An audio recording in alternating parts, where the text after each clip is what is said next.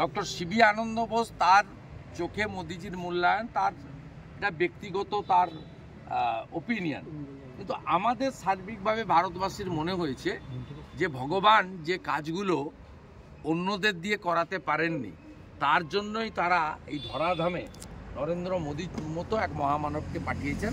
তার হাত দিয়েই ভগবান ভারতবাসীর জন্য, ভারত মাতার জন্য এবং সার্বিকভাবে বিশ্বের কল্যাণের জন্য নরেন্দ্র মোদীর মাধ্যমেই কাজ করাচ্ছেন।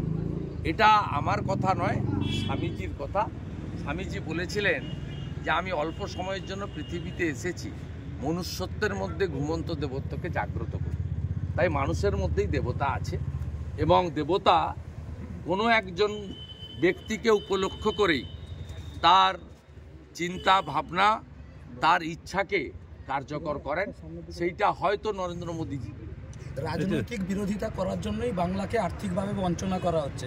সে জায়গায় কেন্দ্র সরকার 12 লক্ষ কোটি টাকা ঋণ মুকুব করলো, কিন্তু রাজ্যের 6000 কোটি টাকা কেন মুকুব? কি 6000 কোটি টাকা? মমতা ব্যানার্জি আজকে প্রেস কনফারেন্স, মানে রাজ্যের যে ঋণ রয়েছে এবং বামফ্রন্ট আজকে আবার প্রেস কনফারেন্স করতে হবে সকাল, আজকে প্রেস কনফারেন্স করে বলেছে। কি বলছেন আমি নিজেই জানি না। এই রাজ্যের ঋণের পরিমাণ তো 6 লক্ষ কোটি টাকা।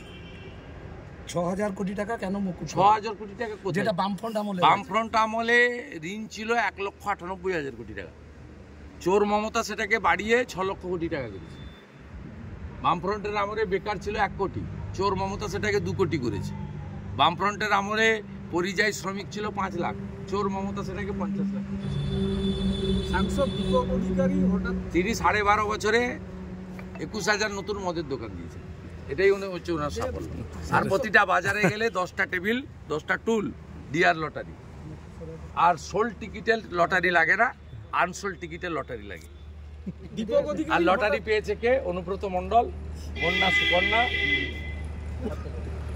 নলহাটির এমএলএ রাজেন্দ্র সিংয়ের ভাই পাপ্পু সিং, তৃণমূলের এমএলএ বিবেক গুপ্তার বউ জোড়াসাগর, তারা পান কোটি টাকার লটারি। আর গরিব লোক বাজারের বদলে লটারির দোকানে 300-400 টাকা খরচা করে দিয়ে খালি হাতে বাজার যায়, ঘরে যায়, রেশনের চাল ফুটিয়ে খায়। এই হচ্ছে পশ্চিমবাংলার আসল অবস্থা। সাংসদ দীপক অধিকারী আচমকাই 3টে পদ থেকে ইস্তফা দিয়েছেন। এইটা নিয়ে এই তো সবে সকাল, এখনো তো দুপুর হয়নি, অপেক্ষা করুন না। সাংসদ পদ থেকেও পদত্যাগ করবে, দেখতে থাকুন। তাহলে অন্য কোনো কিছু